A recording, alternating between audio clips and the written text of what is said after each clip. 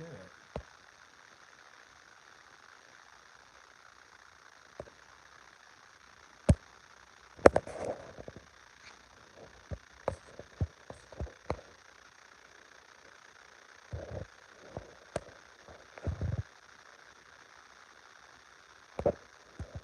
Man.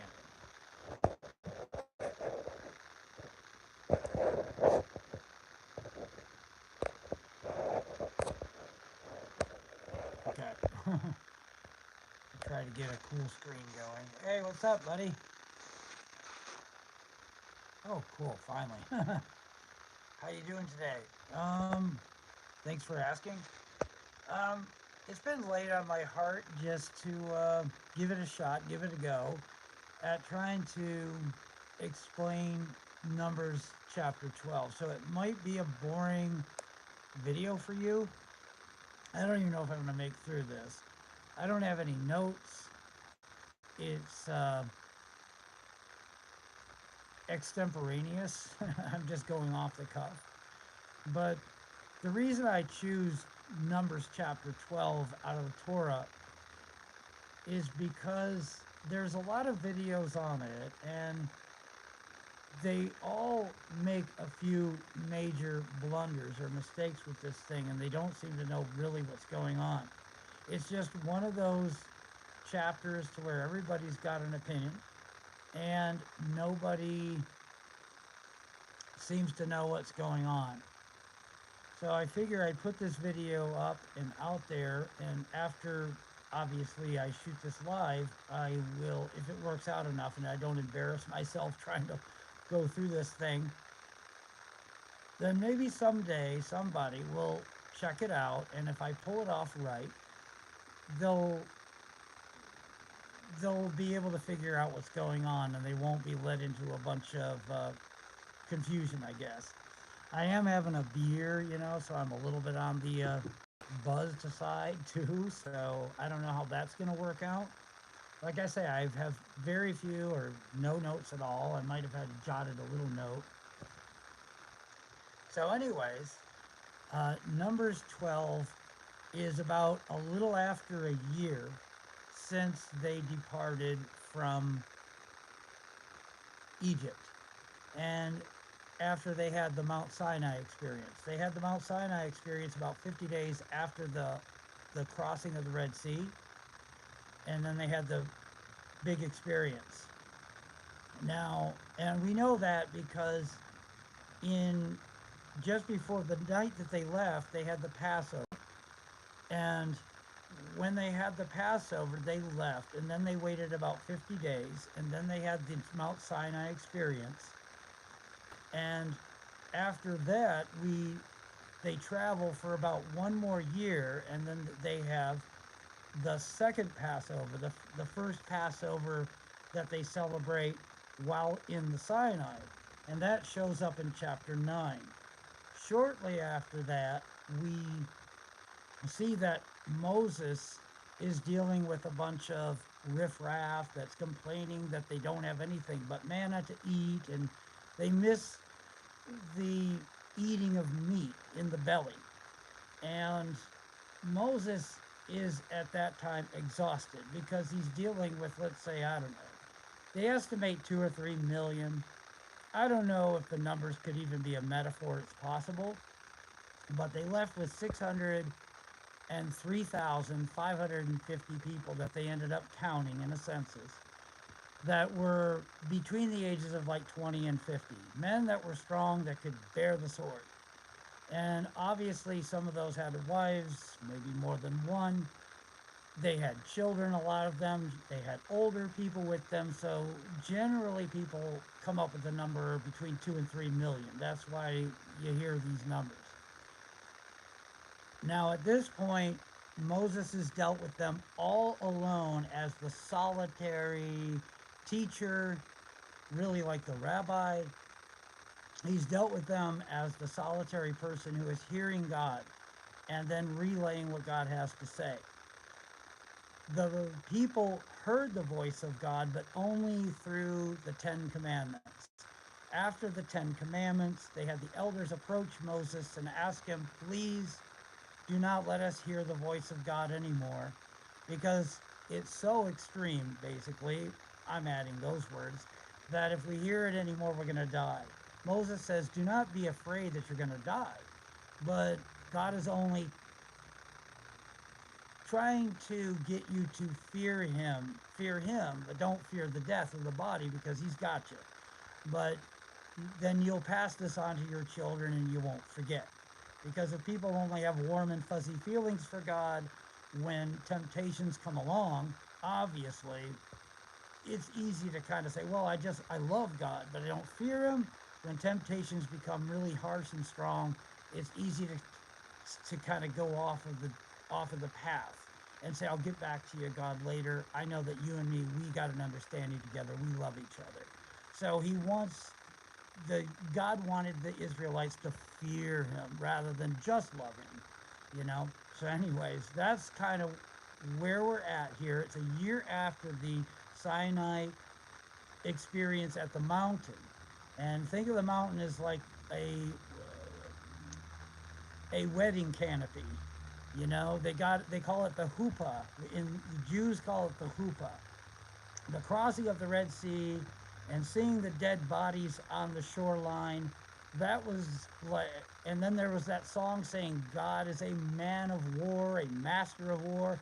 That is was God paying the bride price, if you will, the dowry. Like, look at these dead bodies. I'm a capable warrior. I'm a capable husband. The word ish is a divine abstract on the word man. It's not man such as Adam, like a mortal man. It's a divine abstract, and it's often used in the word husband, meaning I'm a capable husband. So when they see the dead bodies and stuff on the shore of all of the Egyptians that chased them, then they sung this song of praise, and it says God is a man of war. So that you could think of as God paying the dowry. Then when you got the cloud of God's glory descending from heaven onto the mountain, that was sort of like the wedding huppah. And then when Moses in chapter 24 has the sacrificial system, had the sacrifice, and then he put the blood on each one of the 12 pillars, you could consider that sort of like the wedding chamber, and it was the proof of the virginity of the Israelite people. That's kind of like how you can look at it. But after a year of Moses being the only person that was leading the people in wisdom, in teaching, and hearing the voice of God, he cries out for a little help. The people complain. It says the riffraff. This is Numbers chapter 11, just before the chapter of discussion. And we have to read this in order to kind of understand why the chapter of discussion in the preceding or proceeding verses is going to be what I'm saying it is, rather than what all the videos that you see on YouTube about it are saying it is. Okay. So anyways, the riffraff in their midst felt a gluttonous craving. And then the Israelites wept and said, if we only had meat to eat. We remember the fish that we used to eat for free in Egypt, the cucumbers, the melons, the leeks, the onions, the garlic. Now our gullets are shriveled. There is nothing at all, nothing but this manna to look at. So anybody who knows the scripture, in chapter 16, God, because the people were afraid because they were in the Sinai Peninsula, they didn't have any food, he rained manna down from heaven. And manna, it didn't produce any waste. Okay? So right here it says, our gullets are shriveled. There is nothing at all, nothing but this manna to look at.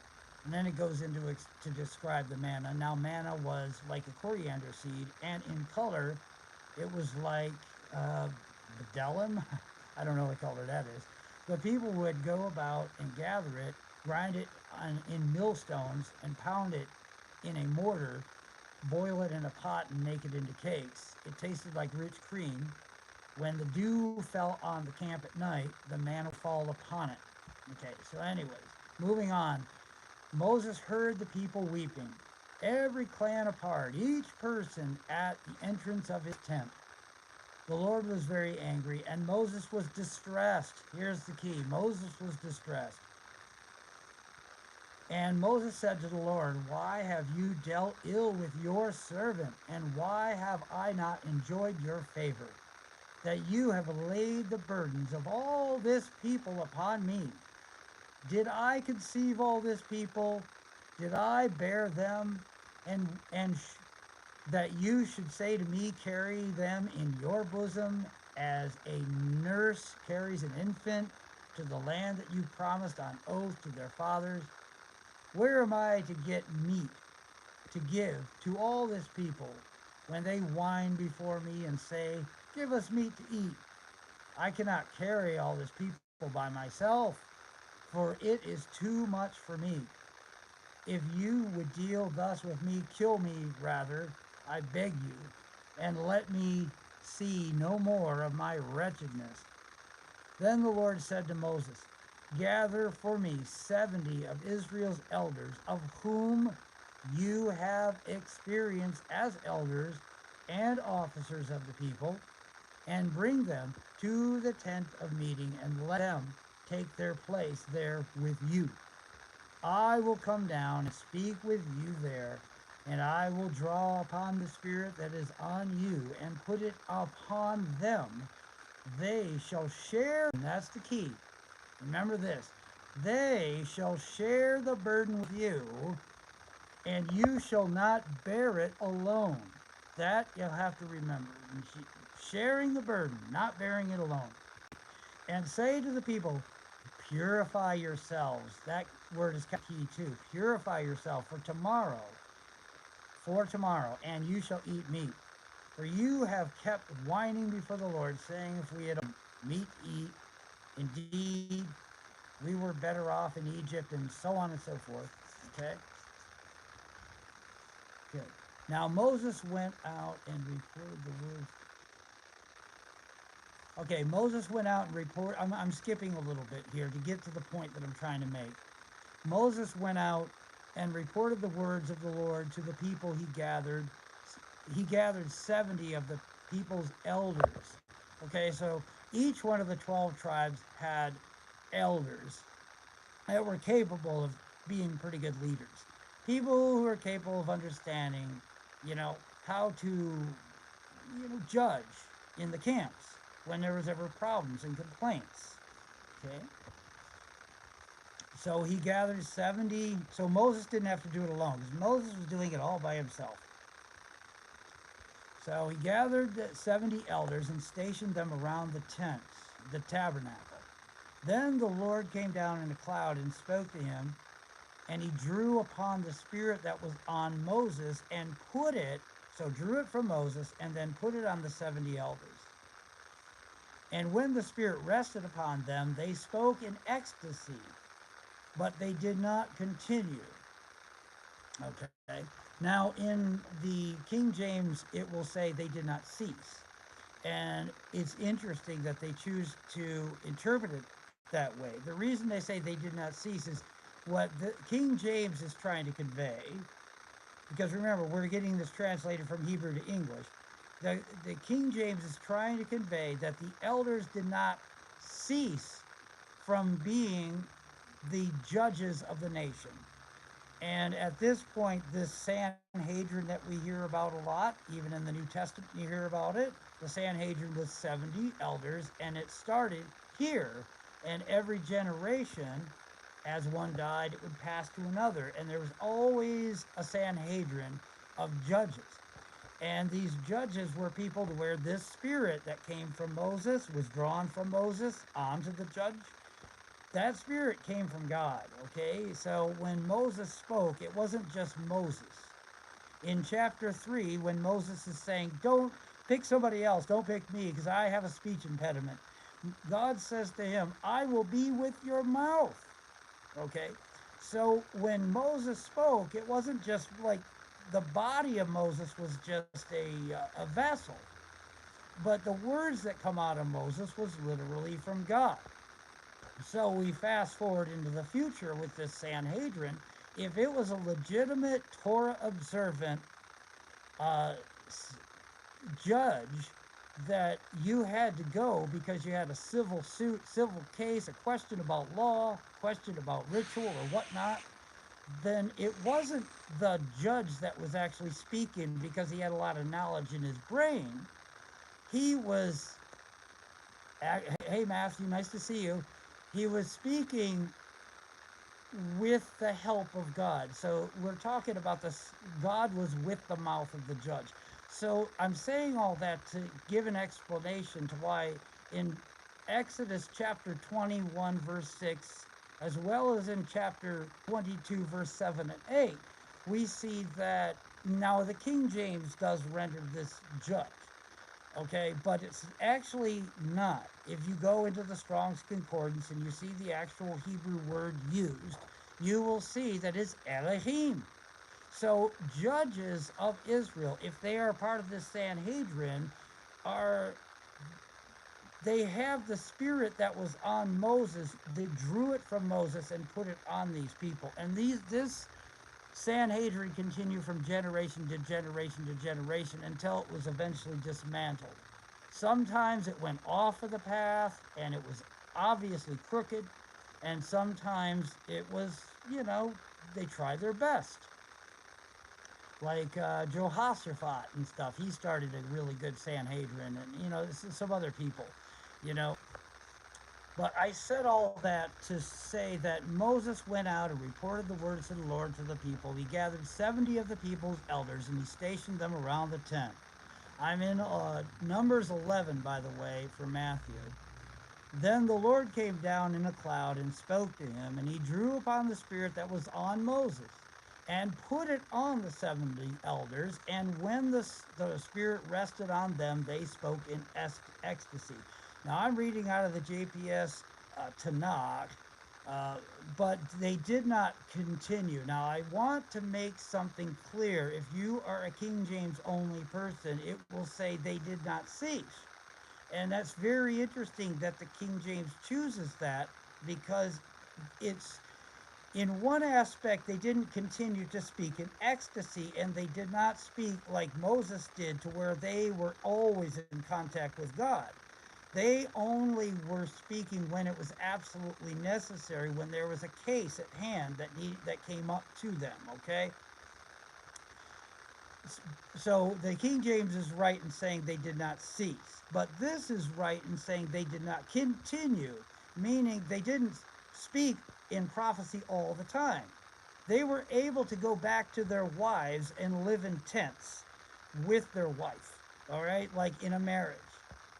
And this is very key to what I want to show as proof that every video I've ever seen, anyways, about Numbers chapter 12, they're making a real critical mistake. They always do. And I'm here to show and prove that the mistake that you hear with, anyways. So anyways, that's where all this stuff started. That's where the Sanhedrin was until now, which is over a year, because we know it's been more than 1 year, because in chapter 9 of Numbers, we know that it's the Passover. That there is 1 year after they left the land of Egypt. They left on the night of the Passover. Then they had to wait 50 days, and then they had the cloud descend on Mount Sinai. And then they received the Torah officially, and they officially became the nation of Israel. Before that, they were the people, they were Jacob, they were called Israel, but they weren't officially a nation yet. They didn't accept the Torah.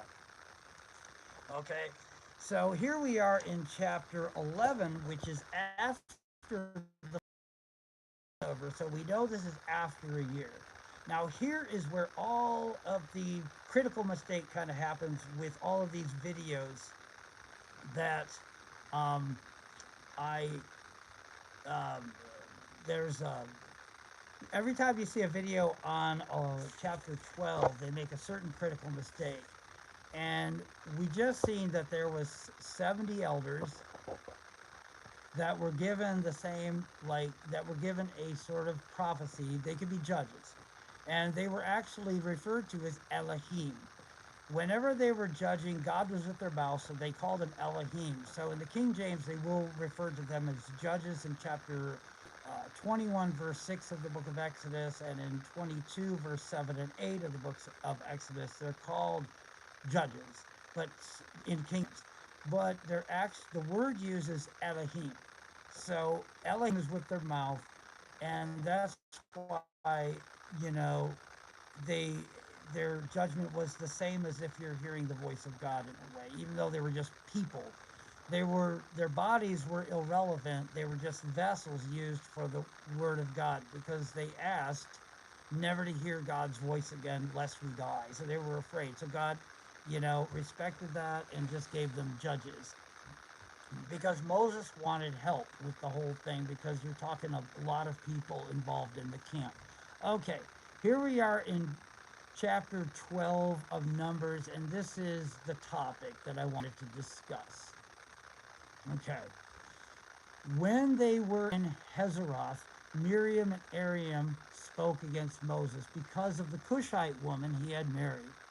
He married a Cushite woman. Okay. Now, all right, I'm going to keep reading.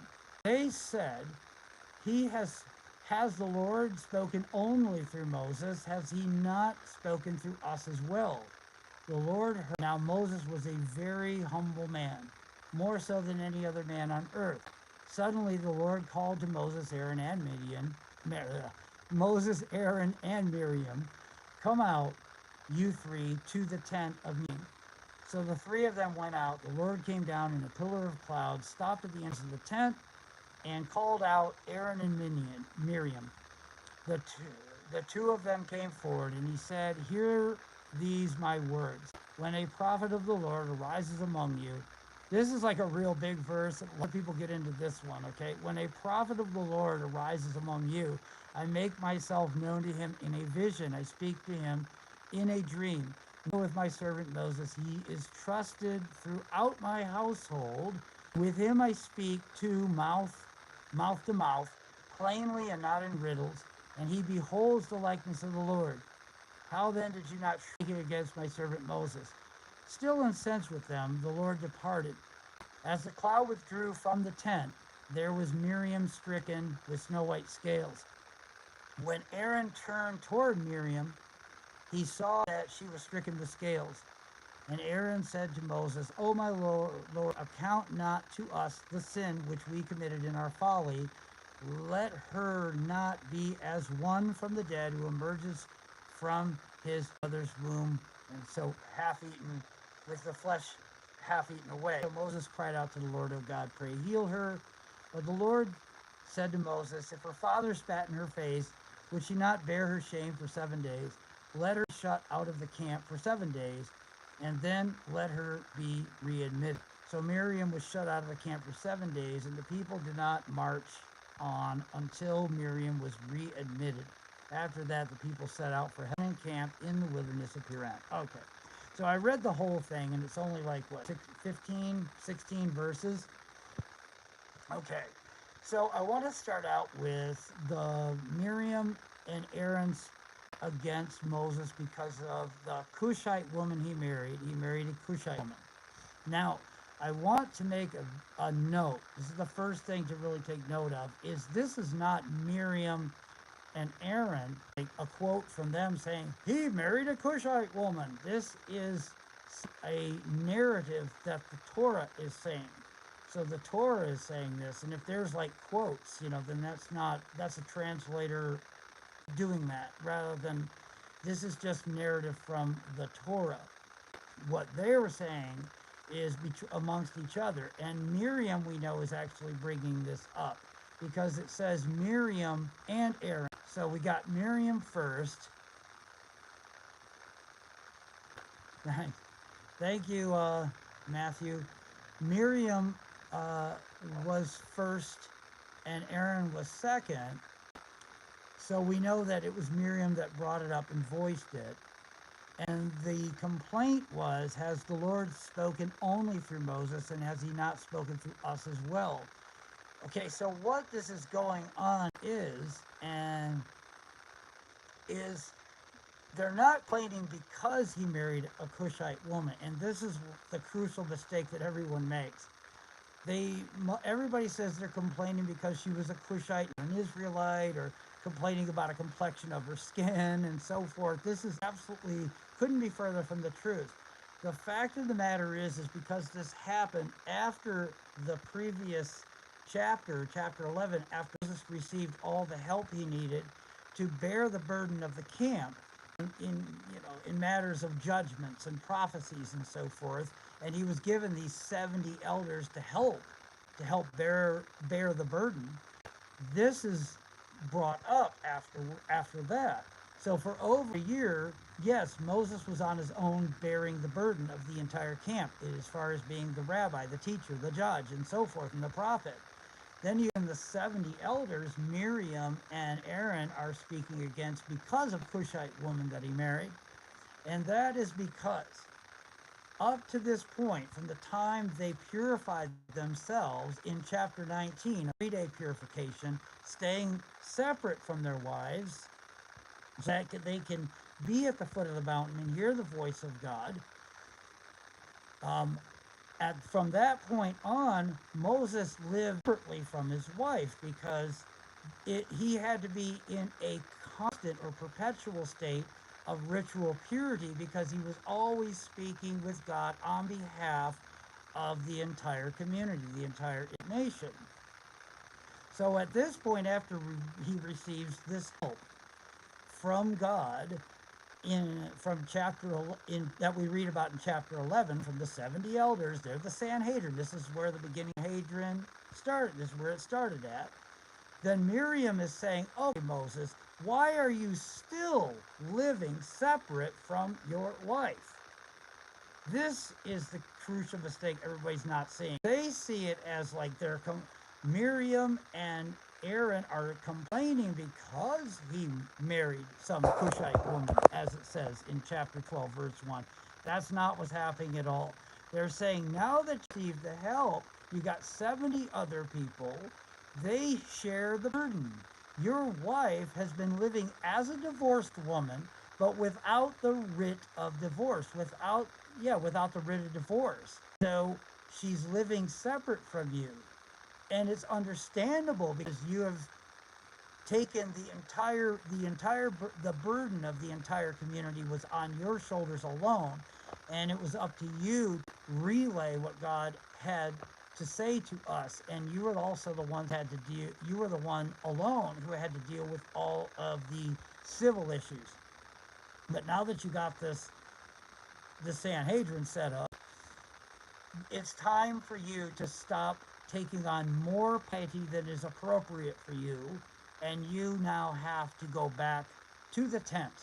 And she's saying, as an example, has the Lord only through Moses, has he not spoken to us as well? This is a clue that what I'm saying is true. They could live with their spouse, so could the 70 elders. Well, why is Moses staying so sick? Okay? So, and then it goes on to say, now the Lord heard it. So they were not talking to Moses directly. They were speaking amongst themselves. And Miriam was the one that brought it up. The reason we know that Miriam brought it up and not Aaron is for two reasons. One, because in the Torah it says Miriam and Aaron spoke against Moses because of the Cushite woman, and rather than Aaron and Miriam. So we know Miriam was the one that brought it up. But to be extra sure, to know that what I'm saying is true on that, and I'm not just going by that one clue, it's because Miriam is acting on behalf of a married woman in regard to intimacy, living with her husband as a wife and a husband. A male would never act on behalf of a woman in regard to intimacy. That would be in a kosher Jewish community today. Would never, ever. Modesty, shomer nagia, all of these Hebrew terms, that would apply big time. Back then, it would even be more so, very, very strict. So we know that only a woman would act on behalf of a woman. So it's very clear that Miriam probably heard the wife of Moses say, "My husband hasn't spoken since." You know, the mount, since his initial purification at the mountain, I feel sorry for some of these women who might have prophets be raised up, because I haven't had my husband live with me. Okay, something like that went on. Miriam is acting on behalf of Moses' wife. And it's not that they're complaining because he had a wife. And it certainly isn't something that Moses married a woman because he's a man with needs like this. He puts his pants on one leg at a time, and he's got a brain. You might know a few more things than we do, but still, he's a man with needs, right? He needed some woman to lean on, and they're complaining. That is absolutely not even on the table for discussion. It's just not true.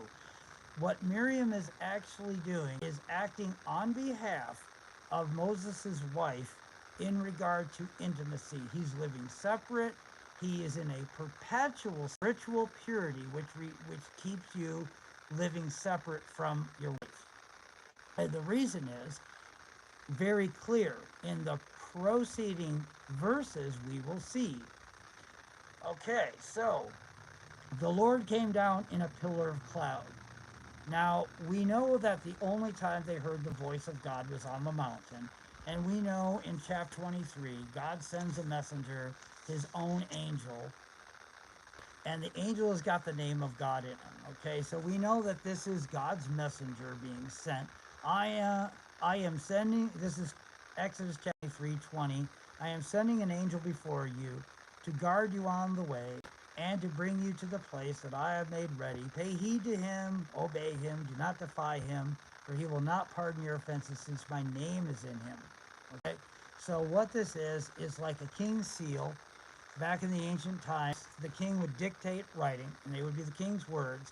They'd write it on a scroll. They'd roll the scroll up. They would seal it with a wax seal, and then the king would put a what do they call that? A signet ring imprint on the seal, the wax seal. Then he would send that with a messenger, and then he would take it to, let's say, a governor or somebody 100 miles away. And when he broke the seal and actually read off the words that were dictated, it was the same as if it was the king standing before you. So that's what's going on here, and it's not actually God in the cloud speaking, because we know that they only heard the words that were spoken at Mount Sinai, and these are words that Miriam and Aaron can hear with their ears. So we know that this has to be the angel that God promised to send with his name in it, with his seal, with his words that were dictated for them to hear. And it was just no different than if it was God himself. It's like God's bailiff from his court, okay? So I want to make that clear, okay? Okay. Suddenly the Lord called out to Moses, Aaron, and Miriam, "Come out, you three, to the tent of meeting." So the three of them went out, and the Lord came down in a pillar of cloud. Now remember, this is the angel, this is the messenger. It has God's seal, and it has God's signet. He is the bearer of God's name, like the Tetragrammaton. So it is a communicable vehicle for the divine agency and authority, and even the divine presence of God. So when this angel speaks, it is no different than if God himself is speaking, okay? So that's why it makes it say like that. But God himself isn't actually speaking from his throne, and he didn't come down, in a pillar of cloud, because that would be a huge coming. Okay, this is the angel. Okay, the Lord came down in a pillar of cloud, stopped at the entrance of the tent, and called out to Aaron and Miriam. The two of them came forward, and he said, "Hear these words." Here we go. This is the proof, okay? A prophet doesn't necessarily have to live separate from his wife, but Moses is different, okay? When a prophet of the Lord arises among you, I have known to him in a vision. I speak with him in a dream. Not so with my servant Moses. He is trusted throughout my household. In the King James, it will say he is faithful throughout my household. It means trusted. It means if your wife is faithful, for instance, you trust her. Okay, so this is from the JPS translation, the Tanakh.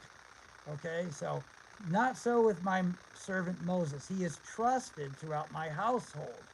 Okay, that's something that we need to understand a little bit. The household isn't something vague, it's something very specific. The household is the tabernacle. Now, anybody that has any rudimentary knowledge of the Bible knows that the tabernacle kind of has three sections to it. You got the outside of it, but like inside of the fenced in part, and that's where the altar is. And then on the inside, the first section of the inside, you got the menorah, and you got the place where the incense is, and that the priest goes into every single day. The menorah, lights the incense, puts the showbread, and that sort of stuff. But there's this off-limit part, this section that's behind the curtain called the Holy of Holies. And anybody that knows a little Torah knows that it's only one time, it's only the high priest, not just anybody, who can go back behind there. Even the high priest normally would never go behind there just at any old time. Okay? So that's the household of God. This is saying is God God trusts Moses throughout his entire household. See? Not so with my servant Moses. He is trusted throughout my household, meaning he goes behind the Holy of Holies, behind the curtain, to the Holy of Holies, any day, every day even, when that no other prophet has ever had that privilege, ever. Okay? Not any of them. They could only go, and only the high priest could go 1 year on the Day of Atonement. And then they would go to the Ark of the Covenant, and they would put a little blood on the mercy seat, which is covered wings of the cherub. Okay. That was once a year. That was the best of the best. The high priest who was anointed with the holy oil. Moses could go into that every day. It was different for Moses. That's what this is saying. Now, I'm going to read that again, and we will, now that I broke that down, this is proof. This isn't even debatable. Anything other than what I'm saying isn't debatable, okay? And I'll prove it even more. But right now, when a prophet of the Lord arises among you, I make myself known to him in a vision. I speak to him in a dream. Now, that kind of a prophet can live with his wife, intimacy with his wife. Moses is different. So this is what I'm saying. The crucial mistake everybody's saying is Miriam and Aaron are complaining because he married a Cushite woman and married a woman or that. And people have all sorts of ideas and theories and speculations about that, but they all have the same crucial mistake. They think they're complaining because he married a woman, like a Cushite woman. That is true. Whoever this woman was, which I say it's Zipporah, okay? But even if it wasn't, it's somebody that he married before the Exodus, and this woman has not been with her husband intimately, living in a tent for more than a year at this point. We know that it's more than a year because previously in chapter 9, they celebrated the Passover again. So we know that it's past the Passover, so it's a full year since he was consecrated, set apart, purified, in order that he could speak with God. But now in this 11th, in chapter 11, we see that we pick up where, okay, he got the help that he's been asking for. He couldn't bear it alone anymore. He asked God for a little help, so then God gives him the 70 elders. Great.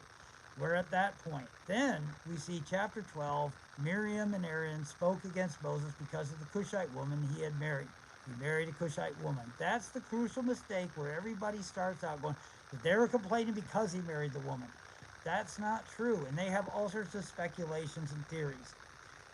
But that's what it boils down to. They think they're complaining about it and rising up and looking for a pretext to argue, to subvert him to where they can get more of the power distributed to them. And then they generally go into this sermon that talks about, oh, pride. You see, even great people like Miriam and Aaron, they had all this pride and stuff. That it wasn't the case at all. Miriam was acting on behalf of Moses' wife after he got the help that he needed to bear the burden of the entire community with these 70 elders. At that point, we see this speaking out against Moses, not because they wanted to subvert and get more of an equal share of the power. None of that stuff is true. They were not complaining because he married this Cushite woman, weren't complaining about a skin tone of her and that she was different from the Israelites. None of that stuff is going on. What Miriam brought up is first, not Aaron, Miriam brought this up. She was the one that spoke about it. She was bringing this up because she was acting on behalf of Moses' wife in regard to intimacy, because she felt that now that he had the help, she had the court system of known as the Sanhedrin later, set up. Now he should be stepped down from what she felt was an unreasonable or inappropriate amount of piety that he was taking on for himself. Why are you still not living with wife? Why don't you go down and be a husband to your wife? She's living as a divorced woman without the writ of divorce, because you are continually and perpetually living in ritual purity to speak with God. We have spoke to God. God has spoke to us because we're prophets. Other prophets have been spoken to. We have the 70 people who spoke in ecstasy. They are living with their wives. We are living with our spouses. Why don't you step down a little bit? Not because they were jealous of his power and they wanted to get more of a share. They were really concerned, thinking that he was taking on an unreasonable, inappropriate amount of piety by staying separate from his wife. It's like time to do your duty as a husband. Live with your wife again. Come together the way a husband and wife are supposed to come together as. That's what Miriam was. Okay, and it's not even on the table for debate. There's not a single person who could debate me on this. Once you see something, you can't unsee it. Okay, and here is the proof of this. And I will, go into I will go into other scriptures to show. When a prophet of the Lord arises among you, I make myself known to him in a vision, I speak to him in a dream.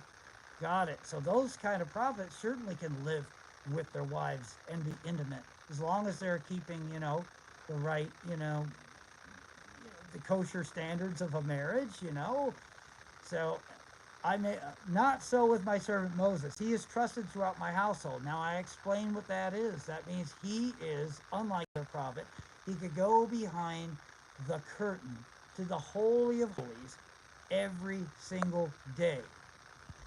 Okay?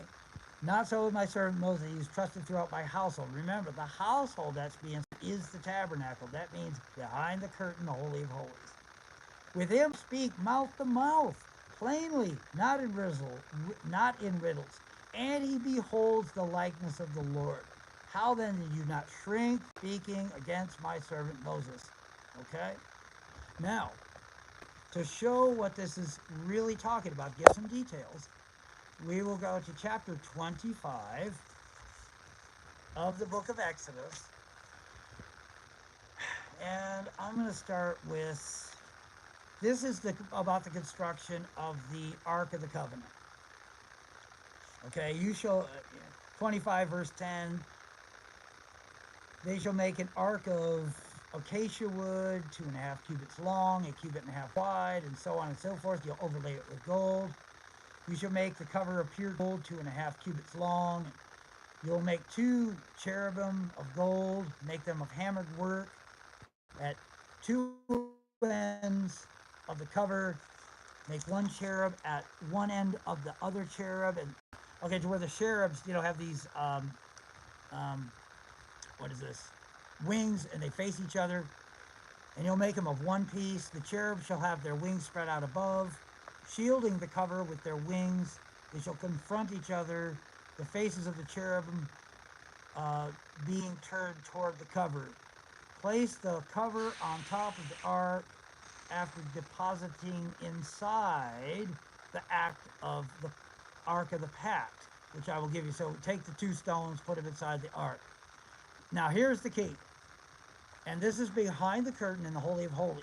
There I will meet with you, and I will impart to you from above the cover, from between the 2 cherubim, that are on top of the ark of the pack, all that I command you concerning the Israelite people. That's the key right there.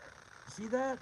So in chapter 25, verse 22, there I will meet you right above the ark of the covenant, where the cherubs are, and God will impart to you. And that is what is being spoken of here in Numbers 12, verses 8, I think.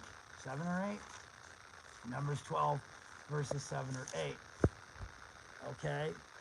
Okay, when a prophet of the Lord arises among you, I make myself known to him in a vision. I speak to him in a dream. Not so with my servant Moses. He is trusted throughout my household. And I make that very clear. His household is the tabernacle. And throughout, this is behind the curtain. And even the high priest is only permitted to go there once a year. Okay? But not so with my servant Moses. He is trusted, or in some translations it'll say faithful, meaning like trusted. You have a faithful wife or a husband, they trust him. Okay, he is trusted throughout my house. With him, unlike anyone else, I speak to mouth, plainly, and not in. So that there is Moses, could be on a daily basis ever since the initial purification process, which happened in chapter 19, just before the Lord was sort of like descending on the mountain. Everybody was commanded to purify themselves for 3 days. Obviously, Moses did this too. And at that point, Moses was the man to go to for any official rulings or any prophecy, and he had to deal with the entire, problems or complaints or whatnot of the whole nation of Israel at that point. So he didn't have any help. So in chapter 11, he was given help, and at that point, the next chapter over, we see Miriam and Aaron complaining or speaking against Moses. And the whole issue was over his wife that he married, a Cushite wife, it says. Well, everybody makes the crucial mistake of saying they were complaining because he married her, and they were looking for a pretext to subvert some of his authority and get a more equal share of it. But that's not the case. Miriam actually had the right idea in her heart, because she thought now that he had the help of the 70 elders, it was time for him to kind of step back a little bit. Other prophets are spoken to by God, and they don't have to live separate from their wives. It's time for him to live with his wife, who's been living separate from her husband as a divorced wife, without the writ of divorce, of course, ever since this purification process started, when Moses took on, the entire burden of the whole nation, because the whole nation wasn't hearing God like they did at Mount Sinai, because they asked that they wouldn't. So God said, okay, I'm going to do this through you, Moses, and then you go down and speak to them, and you give them the rulings, you give them the judgments, and he didn't have any help, So he got the help, and that's when in chapter 11, in the previous chapter. So that is what Miriam is talking about. It's time to live with your wife as a married couple now, So obviously that's like not a horror thing. Her heart probably was in the right place, because she was concerned. Moses, are you showing a little, maybe an inappropriate amount of piety, and you're running the risk of perhaps pride. And it goes on to say that Moses was God heard it, and Moses was a humble man, more humble than anyone else on earth. So what that verse is saying, he's not doing it for pride or piety's sake, or to look, or to be the leader. He's doing it because he has no choice, because God has him go behind the curtain probably every day. And if he was intimate with his wife, then he would have to have another 7-day purification process. And if he didn't have the 7-day purification process, then he would die. You see? So he had to live that way. What Miriam wasn't understanding was, just because Moses had the burden of now having reliable that the community could turn to with their burdens, Moses was still picked by God to speak with him face to face, as a man speaks to his friend. would require Moses at any time, at God's beck and call, to go behind the curtain. So in effect, Moses was not doing this out of pride. Moses was doing this because he was a lowly slave or servant of God.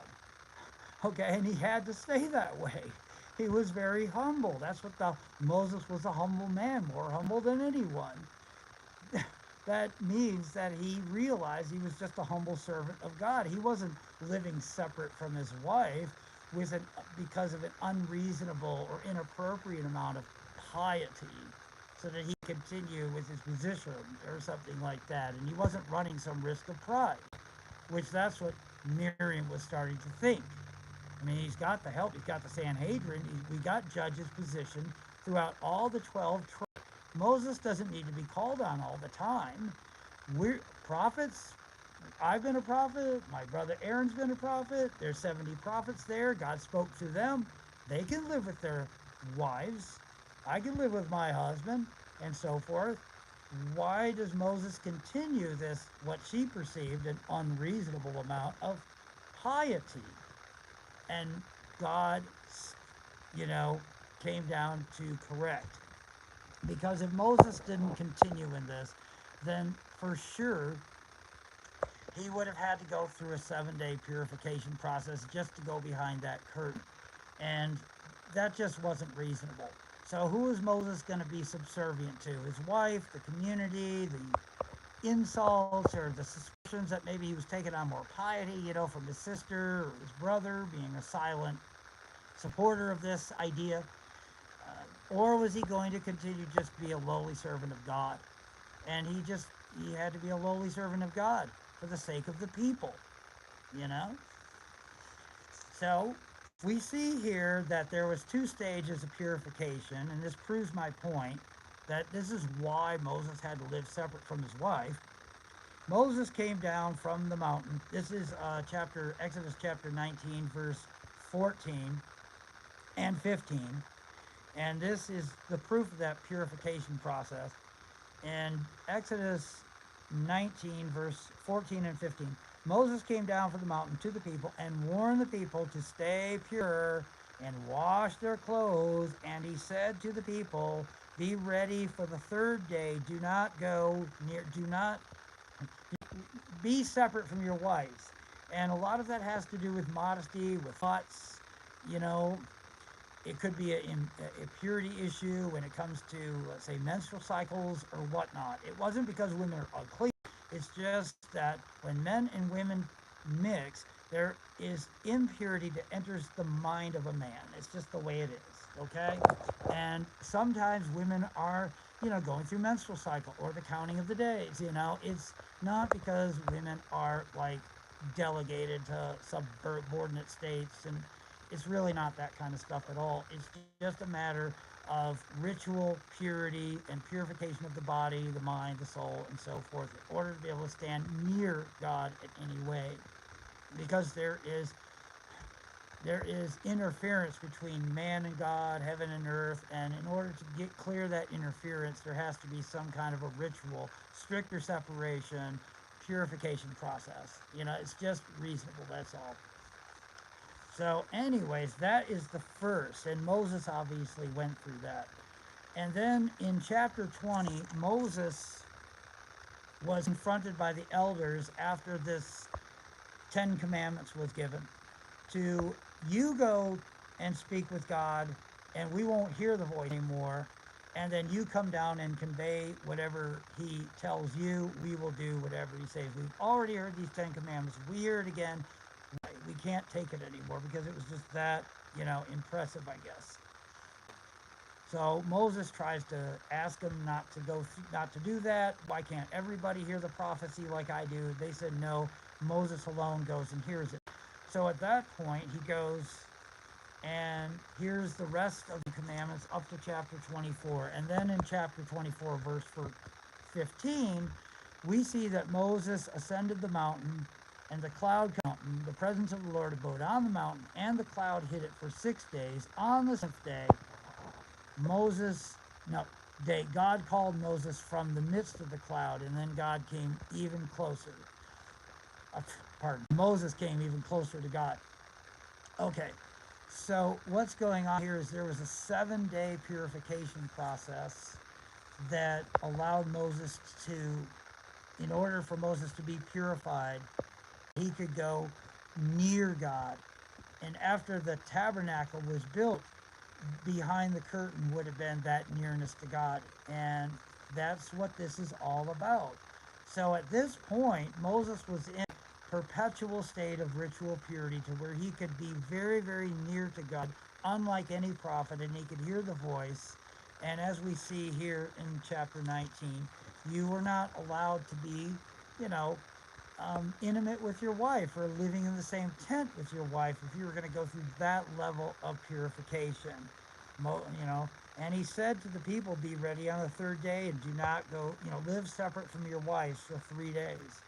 Now Moses was separate from his wife for that 3 days, but at this, when he went up to hear the more intimate details about the construction of the tabernacle and about the making of, let's say, the garments that Aaron and his sons were going to wear, and like the breastplate with all of the stones and the Urim and the Thummim, and all the instructions about when you take a census, make sure that you have every man pay a half shekel in expiation for his soul so that a plague doesn't come.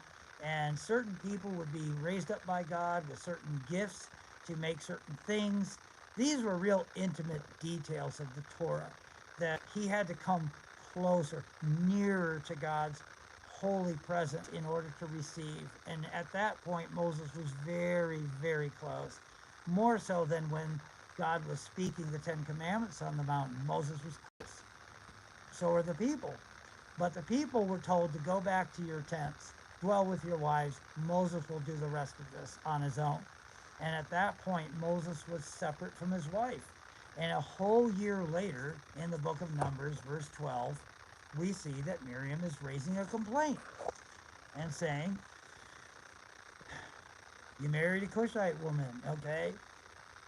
Has the Lord only spoken to you? And so on and so forth. You got all this help. You got the Sanhedrin together. Judges are set up. God speaks through the mouth of the judges. God is with the mouth of the judges when they render judgment, you know? So these are the judges spoken of in, let's say, Exodus 21, verse 6. His master shall take him before God. He shall be brought to the door or the doorpost, and his master shall pierce his ear with an awl, and he shall remain his slave for 49 years, really is what it actually is, but for life.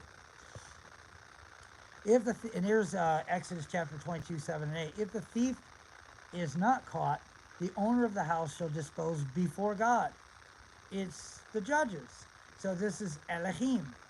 So whenever a judge is called upon to render a judgment, then God is with the mouth of the judge. And it's the same as if God is speaking. So people go to hear the verdict from God, not a man with a mind that's really smart and knows a lot of Torah. Okay? So that came because Moses asked for help to, because he had such a been dealing with the entire Israelite community. So he took some of the spirit from Moses and put it on the 70 elders, and this became the Sanhedrin. And these are the people who are, when you go before them and they render a judgment, God is actually with the mouth of that judge. In the King James, it will say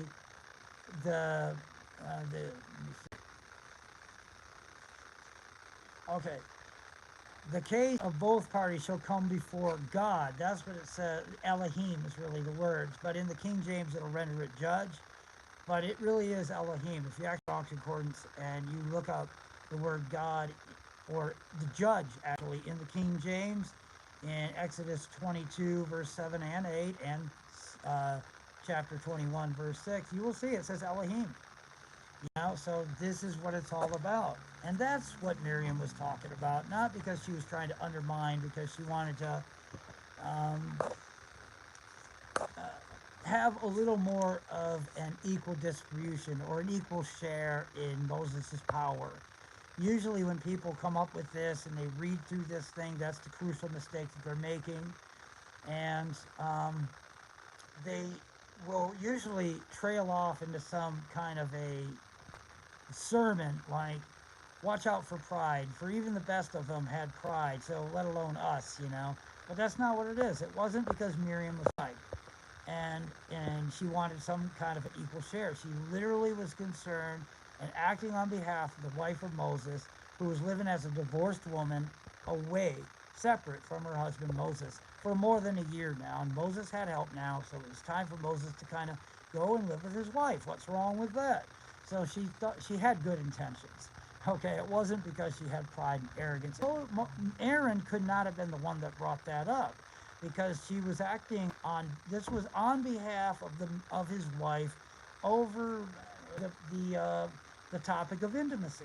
So a man would never, in a Jewish community, a kosher Jewish community, would never bring up a topic of intimacy on behalf of somebody else's wife, let alone we're talking the high priest Aaron. Okay, now that answers the question.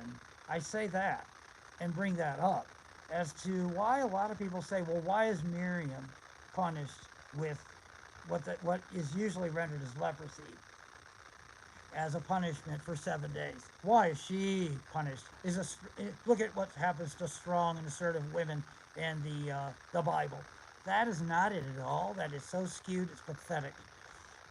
It would be pathetic if it was even pathetic. Look, what this was the first one to speak, and she was speaking on behalf of the wife in regard to intimacy. And she was talking about Moses taking on an inappropriate amount of piety, which took him 7 days purification process to attain, as I read about in chapter 25 of Exodus, verses 16 and 17. He stayed outside of the presence of God for 6 days, and on the seventh day, he was able to come near the presence of God. Okay? That is exactly what happened to Miriam. So since Miriam was questioning the purification, the ritual purity of Moses, was it necessary and so forth, God made her ritually impure, and she dwelt outside of the camp for 7 days, same as Moses. To now she gets the wake-up call of what's really going on. Moses had to go through a ritual process of purification.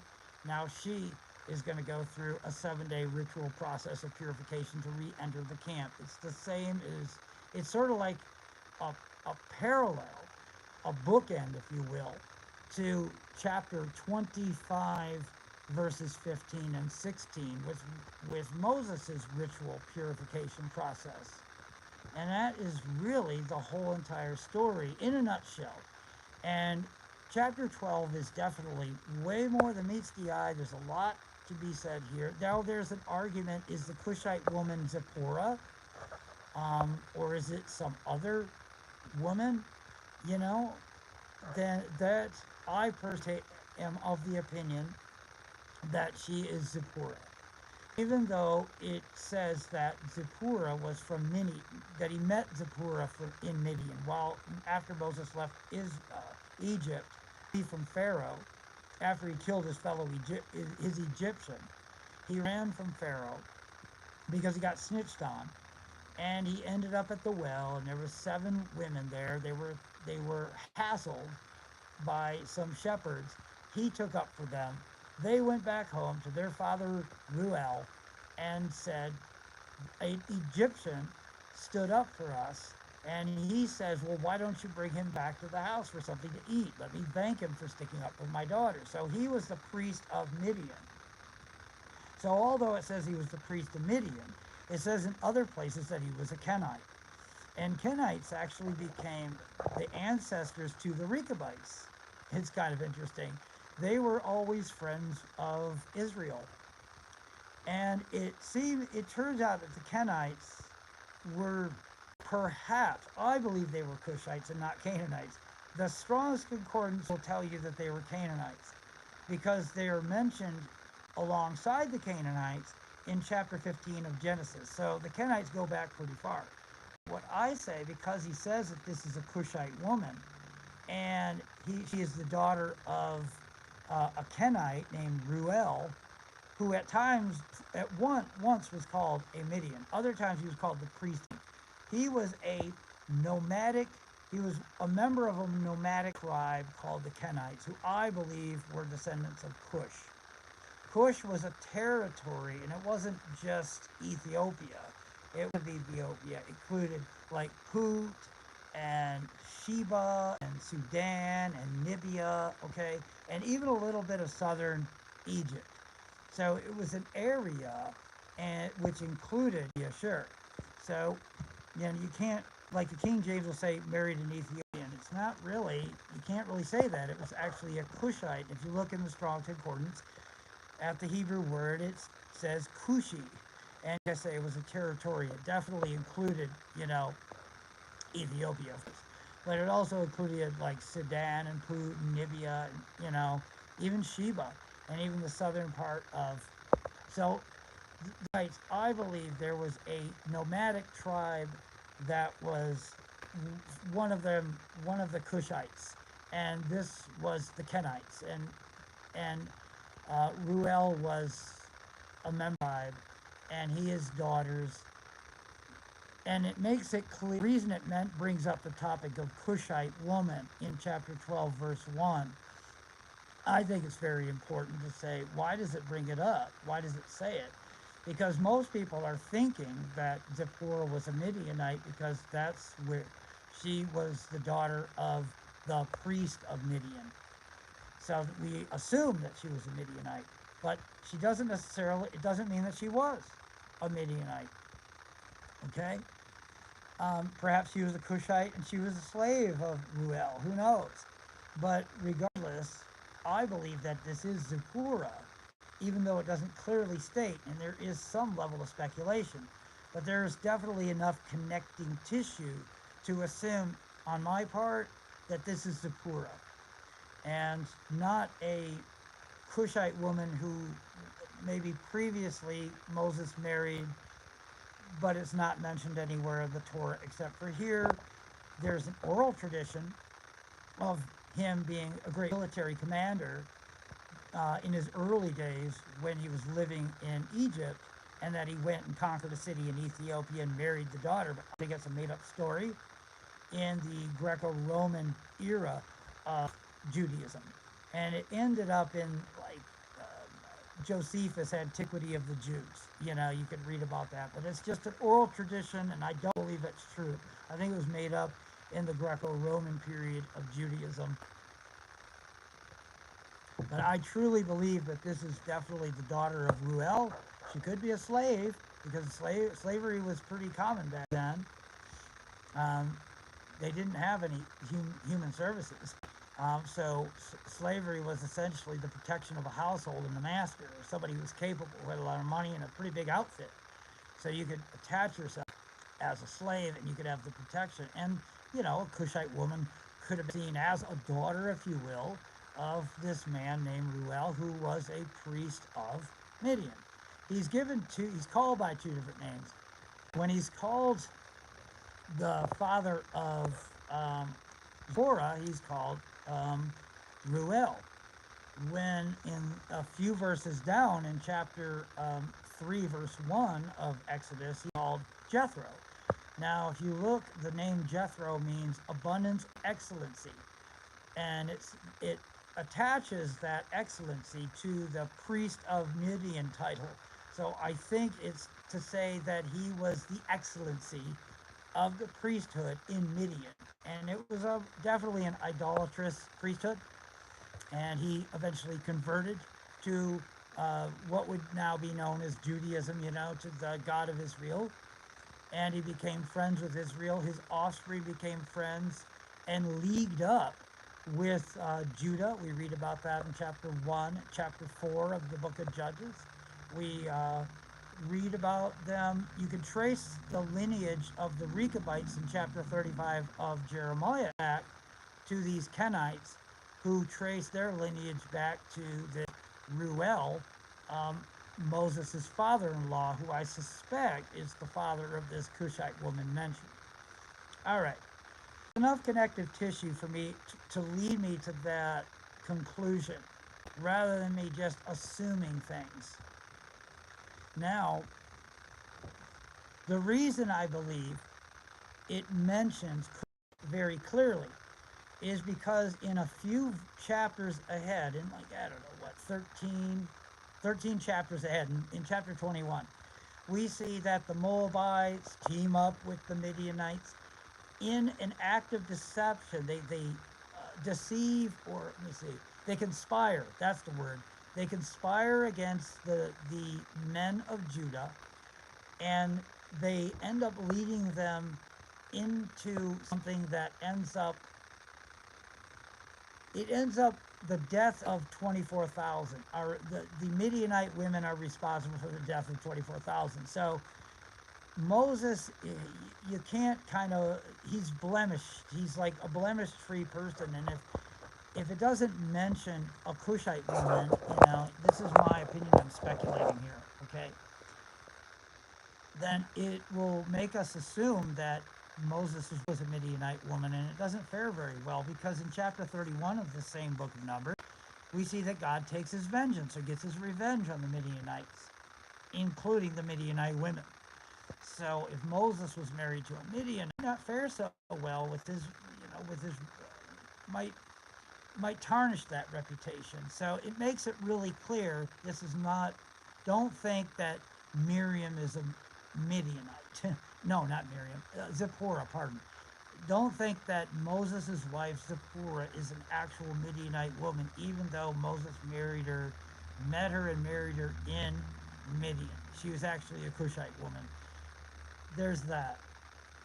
I think um, that's my speculation, because if you really read it and pay close attention, this is the Torah using this as a narrative, and this is not Miriam or Aaron raising this up. It isn't them actually saying it. It's the Torah narrative mentioning this. So the Torah doesn't mention something for no reason. And we know that the Midianite women are, God takes vengeance on them in chapter 31 for conspiring against Israel, which led to the deaths of 24,000. So I think that the Torah narrative wanted to make a very stark distinction, a very identifiable distinction, that guess what? Zipporah, though you might think she was a Midianite, she actually wasn't a Midianite, and they're just raising it in the narrative to make that distinction between the Midianites, the Midianite women in particular, and Moses' wife, who it appears in earlier parts of the Torah that she was a Midianite, but she really actually wasn't indeed. So that's my thoughts on that. The rest of the stuff isn't speculation. There really isn't even an argument. There isn't even a debate on the table for whether this is Miriam complaining because he married a woman. No, and it's certainly not because he did marry a woman at one point during that Exodus Sinai Peninsula thing, because the whole thing is clearly about Moses taking on what she thought was an inappropriate amount of ritual purity, and she was concerned for his pride, which is also why it says, now Moses was a very humble man, more so than any other man on earth. Okay, so there we have that, and I think that's about as far as I can go into it right now. It's it's a really interesting, it's a doozy of a chapter. It's only got 16 verses, and I know a lot of people don't appreciate Torah and don't really buy into, the Bible or whatever. It's just something that I do because I really enjoy it. It's my thing, and I have a separation in general from the rest of the world. And I have that because through this. It could be through something else, and I choose it to be through this. So, anyways, I don't know. Anyways, I don't really want to keep going on it. It's a very long video. My gosh, it's going on an hour and a half. And I don't know if anybody got anything out of it, but all I can say is every single video I have ever seen this makes the same crucial mistake in thinking that Miriam and Aaron were speaking against Moses because he married a Cushite woman, and they sometimes speculate because it's a skin tone issue, or because she was a foreigner, or because maybe he was a man of weaknesses and he needed the comfort of a wife that only a wife could provide, and they didn't like it. You should only marry Midianite, or you should only marry other Israelites, and they were complaining, and they were using that as a pretext to get to subvert, some of his authority to where they could have more of an equal share of it. Everybody makes that as a crucial mistake, and I said all that I said to not just give an opinion, because this isn't just my opinion. When it comes to my belief of why the Torah narrative in verse 1 is mentioning that she's a Cushite woman, that's my opinion, okay? That's my speculation. I have certain connective tissue that I can find that would lead me to that, but I don't have a sure deal on it, a real answer that I can absolutely prove. But when it comes to the fact that Miriam was acting on behalf of Moses' wife in regard to the topic of intimacy, and that he was taking on what she thought an inappropriate amount of piety when he didn't need to do it anymore, and he should at this point, now that in the previous chapter we see the Sanhedrin was up and running, he had judges to help, he should now step down a little bit and go and live again with his wife, because he hasn't touched his wife or come near his wife in more than a year, and that is the issue, not anything else. And anything else in light of the proceeding verses here, and in light of the cross-reference with, let's say, chapter 24, verse 15 and 16, and that purification process, in chapter 25, I think 16 and 17 of the book of Exodus, in that he was to meet God, above the cherub at the Ark of the Covenant, behind the Holy of the Holies, behind the curtain, where nobody else were permitted. And it says it right here that not so, when a prophet of the Lord arises among you, I make it myself known to him in a vision, I speak to him with him in a dream. Not so with my servant, he is trusted throughout my household. Unlike anybody else, even King David or any of the high priests, no matter who they were, nobody was permitted to go behind the curtain to the Holy of Holies and kneel there before God and have face to face with them. Never. But once a year, the high priest was able to go behind the curtain. Okay, and that's all that we ever see. And with Moses, he had to be in a perpetual state of ritual purity, far and above what other prophets had to be in. Other prophets had to be Torah observant, and they had to have certain shomer nagia. They had to protect their bodies during the menstrual cycle of their wife and not touch her and so forth. They, during the 7 days of actual cycle, then there was the counting of the 7 days. That was called nidah. Okay, they had to stay pure on that level, but they could still live in the tents. They well with their wives, but not so with Moses. He was not permitted to dwell with wife, and this was Miriam bringing that up and acting on behalf of Moses' wife in regard to husband and wife intimacy, living with his wife in the tent like he used to. That's what's going on here, and that is, you'll never hear that. I haven't heard anybody read that. I mean, you could read Rashi's commentary and see something like that, but I don't see the same detail that I'm going into. I'm not exact, when it says also that, and he beholds the likeness of the Lord, well, obviously some appeared above, these cherub, so to answer that too, to move on to answer that as well, not just with the speaking as a man speaks to a friend face to face, and not in dreams and riddles, and that was with Moses. He went behind that curtain and he actually met with God, as we read in chapter 25, I think, 16 and 17 of Exodus. Okay, chapter 25. Yeah, no, chapter 22. Yeah, there I will meet with you and impart to you.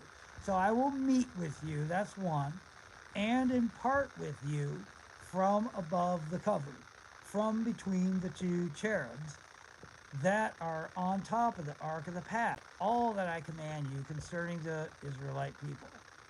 So Moses, from that point on, was always in a perpetual state of ritual purity. He was not allowed to live with his wife like a normal person. And we see in just one bookend all of this to prove my case a little bit further, if anybody is actually, hanging on. We see a retelling of this in Deuteronomy chapter 5. After the people said, "You go and hear the Lord, and all that he speaks, that you tell us, we will do." Okay, at that point, he's retelling us in Deuteronomy chapter 5. And this is to prove that Moses was not permitted to live with his wife. And this is exactly what Miriam was complaining about, not because he married a woman or something like that, or because he was a man with weaknesses and he needed the comfort that only a wife could provide. So somewhere along the Exodus, he had to marry some woman. None of that stuff is even an option for debate, not on the table as a topic of debate. It's not. Another proof of that. The Lord heard the plea that you made, saying, "Let us not hear the voice of the Lord anymore. You go up, and we will listen to you, and whatever you say that the Lord told us to do, we will do." Okay, that required purity on Moses' part, not on their part, Moses' part. "And the Lord said to me, I have heard the plea of this people that this people made to you." Now this is Deuteronomy 5:25, and I'm going to read through 30. "May they always be of such mind to revere me and to follow all my commandments, that it may go well with them and with their children forever. Go, say to them." Now this is in chapter 20. He's retelling what happened in chapter 20. Go, of Exodus. "Go, say to them, return to your tents." You see that? Meaning, go live with your wives. Return to your tents. But, listen to this. This is what God says to Moses. "But you remain here with me.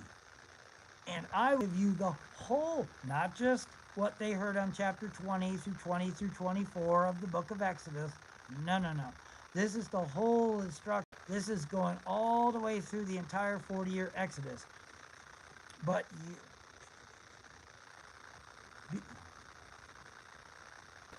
all right. "But you, unlike them, they go back to their tents and dwell with their wives and husbands, etc., including Miriam, including Aaron. But you remain here with me, and I will impart to you the whole instruction of the laws and the rules, that you may impart to them, for them to observe in the land that I am giving them to possess." Okay, that's actually through chapter 25 through, that's chapter 20, that's chapter 5 of Deuteronomy, verses 25 through 28. Okay, so "Go, return to your tents," in verse 27, to all the people.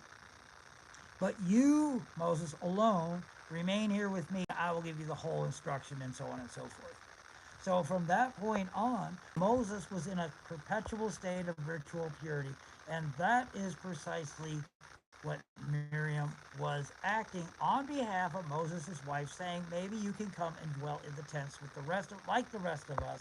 Don't take on more piety than is appropriate now that you have got the help that you received in the previous chapter. The 70 elders received, God drew upon the Spirit, drew from the Spirit that was on Moses, and distributed on the 70 different elders so that they could be judges in order to help bear some of the burden that Moses alone was bearing, was taking on for himself.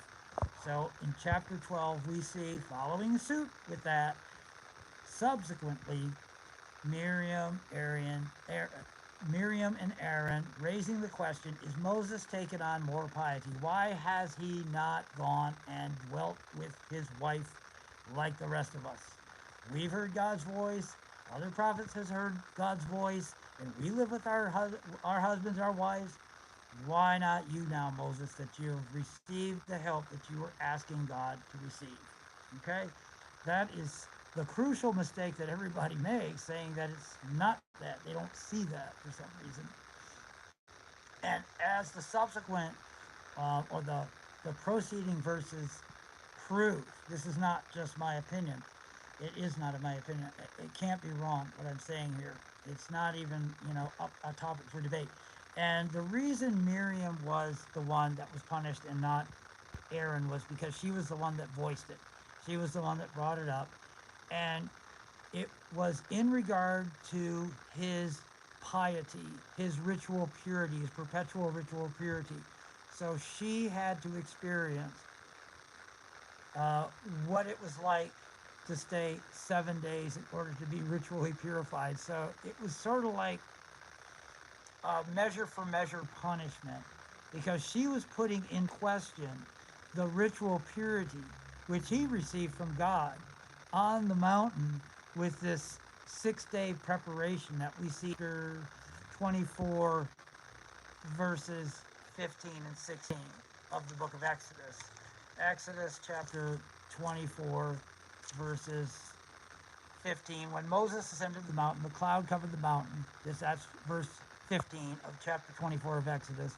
The presence of the Lord abode in the mountain on Mount Sinai, and the cloud hid it for 6 days. On the 7th day, he called to Moses from the midst of the cloud. It's kind of like this, a bookend or a parallel with what Miriam had to go through, staying on the outside of the camp for 7 days. Now, to go a little further with this, I will prove that my battery's about ready to die, but I want to prove this in Exodus chapter 34. When Moses went in before the Lord to speak with him, that means behind the veil in the Holy of Holies, then he would come out and his face would shine, okay, radiant. Okay, that was that ritual purity. So that's another thing. So you can see that in Exodus chapter 34, verse 34 and 35. Yeah. So anyways, I'm going to end there. I think this is probably way too, I'm trying to plug in this thing. Okay. I'm going to end there, I guess. Always praying for you. Well, anyways, I hope that was maybe cleared up some things, because a lot of people, who study the Bible, who study the Torah, is going to come across chapter 12 of the book of Numbers, and it's just one of those chapters that make people scratch their head and speculate. And if you go to a YouTube video trying to get some kind of an answer, and you'll see Numbers chapter 12 explained, Numbers chapter 12 explained, you'll see like 50 videos on it, and they all say the same thing, that they were complaining because he buried this woman. And they have all sorts of speculations and ideas and theories, but it all boils down to they wanted more of an equal distribution. They were jealous of Moses, their brother, and it was some petty thing, and the Lord corrected them on it. How dare you, And then they go into funny ideas about prophets and dreams, and and they trail off into these little sermons that don't seem to really fit the context of what's going on. And the reason is because they're making that very crucial mistake at the top of chapter 12, in chapter 12, verse 1, where it says that they spoke against Moses. Miriam and Aaron spoke against Moses because of the Cushite woman. He married a Cushite woman. All right? And that's a crucial mistake. And once you make that mistake, the whole, your theories are going to be skewed. And it's going to make you scratch your head, and it's going to lead you to, like, far out of the context, So I may speculate why the words, because he married a Cushite woman, for he married a Cushite, like why does the Torah narrative actually bring that up? I could speculate that. I personally believe it's to create that stark distinction between the Midianites, which we would be led to believe that Zipporah, his wife, was a Midianite, but it could have been, for various reasons, more than one reason, actually a Cushite woman, you know? So it wanted to make that distinction because the Midianites woman participated in a conspiracy, and it led to the death of 24,000 people. And in chapter 31 of the same book, mind you, God took his vengeance against the Midianites, you know? So that's why I think the Torah narrative brings up words, she was a Cushite woman. You know, why does it bring it up, right? What's the purpose? And I think it's to create the distinction because it doesn't want any blemish on Moses, of course. You know, Moses wasn't that subject of. It certainly wouldn't want people nowadays to use their rational mind to just start right out in chapter 12, not really taking the context, not really understanding the ritual purification process, and being in a continual state of ritual purity that Moses had to be in order to go, and not understanding how to cross-reference and stuff, and the significance of all of this stuff, the subsequent verses. You know, they don't understand it because right away they're misunderstanding, you know, what verse 1 is talking about. So anyways, there it is. I think I've said just about all I can say about it today. It's quite a long video. Maybe I'll privatize it. Maybe I'll leave it up. I'll have to listen to it and see if it sounds embarrassing or if it sounds kind of okay.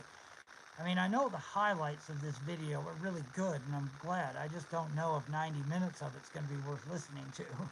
You know, I'd like to really kind of crunch this video down into maybe a 15-minute or even less, maybe 10 or 12 minutes or 8 minutes. That would be really cool if I could take the highlights of what I said and somehow consolidate it to about 8 minutes or 10 minutes would be really great, instead of having people suffer through a 90-minute video. But hey, a lot of 90-minute videos, they don't talk about too much. There's a lot of 60, 90-minute videos out there talking about Numbers chapter 12, you know, and they are always starting from a crucial mistake that I clearly pointed out. It's, you know, not even, you know, the mistake that people make, it's not even on the table for debate or argument. So anyways, if anybody's finished this, man, you're a trooper. And for the two of you that are still watching, God bless you. And I hope this made some sense. And I hope that it'll help you next time you're checking out Numbers chapter 12. So, yeah, remember Numbers chapter 12. And, you know, wow, you're still hanging in there. All right, thank you very much for the compliment, Chris. I'm glad you could put up with it. I'm surprised you're still with me. God, I don't have the audience for, you know, the Torah talking things. I love this stuff, you know, but I mean, the people that listen to Noah Road, they're usually, they're not very religious types, you know. There are religious channels, and this would be, you know, fit for one of those channels, but I just haven't had that. But this is my thing. This is like what I really love. Even if it wasn't really historically true, you know, I still would love it. It activates something in my mind that I feel kind of plugs me into the source of whatever this is all about, you know, the spirit source energy, the creator, and so on and so forth, you know. And but yeah, this is one of those things, and the reason I'm actually addressing it, talking about it, is because chapter 12, like I say, it's one of those, you know, if you're into the Torah, thank you, Chris, it is a passion, yeah. I definitely don't want to beat it over people's heads or whatever, but this is one of those things. I wanted to make a contribution. I so want to make this contribution because, like I say, you could type into the search engine in YouTube and just say chapter 12 of the book of Numbers, or Numbers chapter 12, bang, and just type it into the search engine, and you'll see 30, 40, maybe 50 or more pop up, and every single one of them, I mean, without exception, are making the same crucial mistake. And the crucial mistake that they're making is what I was explaining. And in the preceding verses, 6 through 8 and so forth, it's not even on the table as an option of debate or anything. It's not even on the table once you go, oh, wait a minute. It's like once you see something, you can't unsee it. And I want to make this as a contribution to where people will see it and they won't be able to unsee it anymore. And hopefully it'll replicate and pass on, and then people who, the Torah love the Bible, they want to have good sermons and stuff, but they come across chapter 12 and then they make that crucial mistake, and it kind of skews off into some sermon that you can't even really tell what is applicable. Now, what is the takeaway? I have to end with that. Every single part of the Torah, or even prophets that actually has any ink devoted to it, is got some takeaway and something that's relevant for all time. That's the whole purpose of the Torah. So what is the relevant of all time? It means that there will never be a prophet that rises up that will rival Moses. So if any prophet or any kind of manuscript later on, even if it's 1,000 or more years later, if it rivals Moses and gives some kind of a different interpretation of it, it can't be accepted. Moses was a man, but you can't look at him as like, well, look, Moses knew a lot of Torah. Moses was picked by God, and he had a closer relationship than any of us. All right, I can see that. But he was a guy, he was a man. He put on his pants one leg at a time. I put my pants on one leg at a time. He's got a brain, I got a brain. He had more Torah knowledge, but whoop-de-doo, he's still a man. Like me, he has his needs. He's fallible. I think we can kind of question some of this stuff. The whole thing, that's the point of it, is that you can't just go and make out Moses to be just like one of us. And you can't really make Miriam and Aaron really like one of us. And even though they are one of us, which people who make that crucial mistake, thinking that they were just complaining because they wanted equal distribution of the power, they're making that mistake. They're like insulting, trying to make Miriam and Aaron like one of us. People that make mistakes, put their pants on one leg at a time. People with needs, people that are subject to the throes of the desires of our flesh and our desires for pride. And that's all they made that crucial mistake, and God was there to set them straight. That isn't at all the message. That ain't at all. It's a crucial mistake, and it's absolutely, once you see it, you can't unsee it. Anyways, God bless you all. Gosh, it's going on 2 hours. Yeah, it's 100 minutes. I wonder if anybody will actually watch this thing all the way through. I hope this is a good contribution. I really hope it is, because, like I say, Chris, just as I know you might not be into this stuff, but just as a sort of homework, punch into your search engine Numbers chapter 12 of YouTube and see all the videos that pop up with it, and see every one of them say the same thing that I said. The crucial mistakes that they make, they all go on that. Every now and then one of them's come up with something interesting in it, maybe not as bad as some, but they always make that crucial mistake. They don't realize that Miriam was acting on behalf of Moses' wife in regard to intimacy, getting Moses, come on, back to your tent with your wife, dwell with your wife. She's living separate from you as a divorced woman, but without the writ of divorce. You got the help. The Sanhedrin is up and running. You got the judges in place. If there's any with questions of civil law or questions of the Torah, they have them to turn to. Moses, please, for the sake of your wife, go down and live with her now. That's what she was saying. Isn't that, you'll see it's totally different than what everybody else is saying. And God commanded her for it. And because it was a question of Moses' ritual purity, that's why he gave her the skin condition. Okay, since I remembered that now, I want to say that it translates in English as leprosy. Anytime you see the word leprosy in the Torah, I promise you it's not leprosy. It is called sarat. Sarat. And it is a spiritual punishment. It is not leprosy. So the English will translate it as leprosy, but it's sarat. Tzar apostrophe Rott. It's like zarat. And that is actually the real what Miriam got. Anybody else, and they generally got it for speaking what they call Leshan Hara. Hara is evil, and Leshan is speech. So you got on Hartov, that would be uh, holy speech or good speech, and Leshan Hara, that is evil speech. So Miriam was kind of speaking evil, not deliberately, like inadvertently. She came from the right place because, like I say, she was speaking on behalf of Moses' wife, who she was concerned for, and she was thinking, what, Moses, are you going to live forever? Naturally separate from your wife? Come on, you're like the rest of us. I'm a prophet. The Lord spoke through me. The Lord spoke through your brother. There's other prophets that Lord spoke through. They lived with their wives. Look at Abraham. Are you better than him? He's saying that's what she was really saying. And of course, like I say, as I point out, that's the crucial mistake everybody makes.